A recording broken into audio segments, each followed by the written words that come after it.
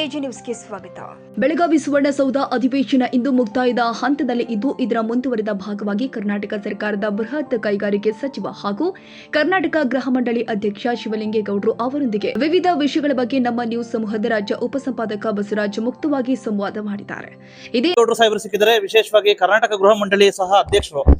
Sir, ವಿಶೇಷವಾಗಿ ಒಂದ್ ರೀತಿ ಕಿತ್ತೂರು ಕರ್ನಾಟಕದಲ್ಲಿ ಅಧಿವೇಶನ ನಡೀತಾ ಇದೆ. ಸಾಕಷ್ಟು ಉತ್ತರ ಕರ್ನಾಟಕದ ಬಗ್ಗೆ ಚರ್ಚೆ ಆಗ್ಬೇಕು ಅಂತ ಇದೆ. ಏನಾದ್ರು ಚರ್ಚೆ ಆಯ್ತಾ ಸರ್? 3 ದಿವಸದಿಂದ ಉತ್ತರ ಕರ್ನಾಟಕದ ಎಲ್ಲಾ ಶಾಸಕರು ಮಾತಾಡಿದ್ದಾರೆ, ಸಂಪೂರ್ಣವಾಗಿ ಚರ್ಚೆ ಮಾಡಿದ್ದಾರೆ. ಅವರಿಗೆ ಬಿಟ್ಕೊಟ್ಬಿಟ್ಟಿದ್ವಿ. 3 ದಿವಸದಿಂದ ಬೆಳಿಗ್ಗೆ ಇಂದ ಸಂಜೆವರೆಗೂ ಉತ್ತರ ಕರ್ನಾಟಕದ ಎಲ್ಲ MLAಗಳು ಅವರವರ ಅಭಿಪ್ರಾಯಗಳನ್ನ, ಅವರ ಅಭಿವೃದ್ಧಿಗಳನ್ನ, ಅವರ ಏನು ಇಚ್ಛಾಶಕ್ತಿ ಇದೆ ಅದನ್ನು ಮಾತಾಡೋದಕ್ಕೆ ಅವಕಾಶ ಕೊಟ್ಟಿದೆ. ಇನ್ನೊಂದಿದೆ ಸರ್, ಈಗ ಕಲ್ಯಾಣ ಕರ್ನಾಟಕ ಅಂತ ಆಗಿದೆಯಲ್ಲ, ಕಿತ್ತೂರು ಕರ್ನಾಟಕ ಆಗ್ಲಿ, ಒಂದು ಅಭಿವೃದ್ಧಿ ಮಂಡಳಿ ಆಗ್ಲಿ, ಮತ್ತೆ ಅನುದಾನ ಮೀಸಲಿಡ್ಲಿ ಅಂತ ಅದು ನನಗೆ ಗೊತ್ತಿಲ್ಲ. ಈಗಿರ್ತಕ್ಕಂಥದ್ದು ಕಲ್ಯಾಣ ಕರ್ನಾಟಕ 71J ಪ್ರಕಾರ ಆಗಿರ್ತಕ್ಕಂಥದ್ದು. ಅದು ಪ್ರತ್ಯೇಕವಾದಂಥ ಕೇಂದ್ರ ಸರ್ಕಾರದಿಂದ ಆಗಿರ್ತಕ್ಕಂಥ ಕಾನೂನು. ಇದು 371 ಪ್ರಕಾರ ಆಗಿರ್ತಕ್ಕಂಥದ್ದು.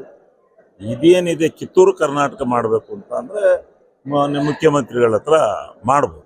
ಅದೇನು ದೊಡ್ಡ ಕೆಲಸ ಅಲ್ಲ, ಮಾಡ್ಬೋದು. ಉತ್ತರ ಕನ್ನಡ ಜಿಲ್ಲೆಯಲ್ಲಿ ವಿಶೇಷವಾಗಿ ದಾಂಡೇಲಿಯಲ್ಲಿ ಒಂದ್ ರೀತಿ G+2 ಮನೆಗಳು ಸರ್ 1100 ಮಂಜೂರಾಗಿದ್ವಿ ಸರ್. ಸಾಕಷ್ಟು ಕಮ್ಮಿ ಆಗಿದ್ದಾವೆ. ಸಾಕಷ್ಟು ಬೀದಿ ಬದಿ ವ್ಯಾಪಾರಸ್ಥರಿಗೆ ಮತ್ತೆ ಕುಟುಂಬಗಳಿಗೆ ಇಲ್ಲ ಸರ್. ಸಾಕಷ್ಟು ಪೆಂಡಿಂಗ್ ಇದೆ. ತಾವು ಮಂಡಳಿ ಅಧ್ಯಕ್ಷ ಸರ್.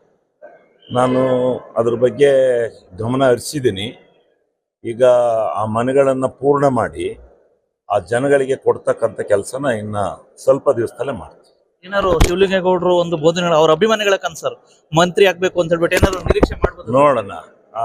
ಮುಂದೆ ಅದೆಲ್ಲ ಈ ಕಮಾಂಡಿ ಬಿಟ್ಟಿದ್ದು ಪಕ್ಷ ಕೊಡಬೇಕು ಅಂತ ಇದ್ದಾರೆ. ಅದು ಯಾವ್ಯಾವ ರೀತಿ ರಾಜಕಾರಣದ ಸನ್ನಿವೇಶ ಬರುತ್ತೋ ಆ ರೀತಿ ಆಗುತ್ತೆ. ಇವಿಷ್ಟು ಒಟ್ಟಾರೆ ಗೊತ್ತಾಯ್ತಲ್ಲ ಮೊನ್ನೆ ಶಿವಲಿಂಗೇಗೌಡರ ಅಭಿಪ್ರಾಯ. ನಮಸ್ಕಾರ, ಥ್ಯಾಂಕ್ ಯು ಸರ್. ಉತ್ತರ ಕರ್ನಾಟಕದ ಬಗ್ಗೆ ಏನೆಲ್ಲ ಚರ್ಚೆ ಆಗ್ತಾ ಇದೆ ಸರ್?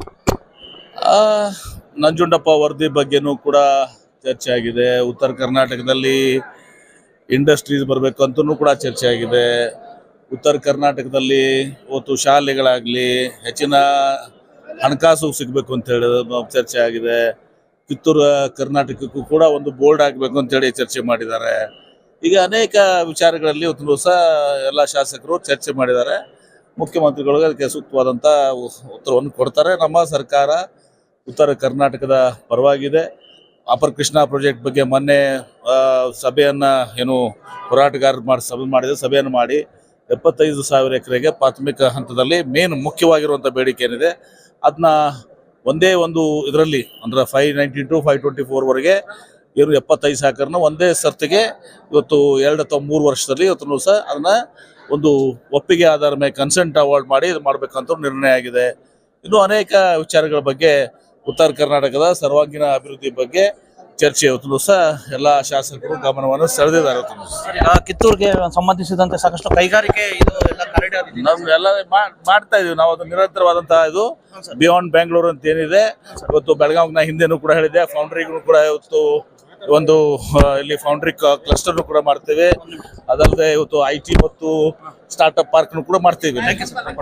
ನಮ್ಮ ನ್ಯೂಸ್ ಸಮೂಹದ ರಾಜ್ಯ ಉಪಸಂಪಾದಕ ಪತ್ರಕರ್ತರು ಆಗಿರುವ ಬಸವರಾಜ್ ಅವರು ಖಾನಾಪುರ ತಾಲೂಕಿನ ಹಲಶಿ ಕದಂಬೋತ್ಸವವನ್ನು ಪುನರ್ ಆರಂಭಿಸುವಂತೆ ಹಾಗೂ ಪ್ರತಿ ವರ್ಷ ಆಚರಣೆ ಮಾಡುವಂತೆ ಕನ್ನಡ ಸಂಸ್ಕೃತಿ ಇಲಾಖೆ ಸಚಿವ ಶಿವರಾಜ ತಂಗಡಿಗೆ ಅವರಿಗೆ ಮನವಿ ಸಲ್ಲಿಸಿದರು.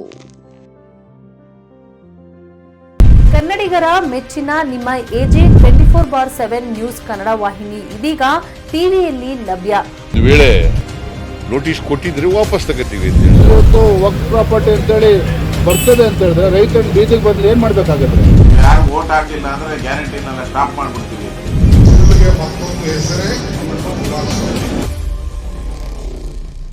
ಕರ್ನಾಟಕ ಮತ್ತು ದೇಶ ವಿದೇಶ 360 ಡಿಗ್ರಿ ಸುದ್ದಿ ಹಾಗೂ ಉತ್ತರ ಕರ್ನಾಟಕ, ಬೆಳಗಾವಿ, ಬಾಗಲಕೋಟೆ, ಧಾರವಾಡ, ಹಾವೇರಿ, ಗದಗ, ಬಿಜಾಪುರ ಜಿಲ್ಲೆಯ ಕ್ಷಣ ಕ್ಷಣದ ವಿವರವನ್ನ ಪಡೆಯುವುದಕ್ಕೆ AJ 24/7 ನ್ಯೂಸ್ ಕನ್ನಡ ವಾಹಿನಿಯನ್ನ ಲೈಕ್ ಮಾಡಿ, ವಿಡಿಯೋಗಳನ್ನ ಶೇರ್ ಮಾಡಿ, ಕಮೆಂಟ್ ಮಾಡುವ ಮೂಲಕ ನಮ್ಮ ವಾಹಿನಿಗೆ ಸಹಕಾರ ನೀಡಿ ಮತ್ತು ಚಾನೆಲ್ ಅನ್ನ ಸಬ್ಸ್ಕ್ರೈಬ್ ಮಾಡಿ.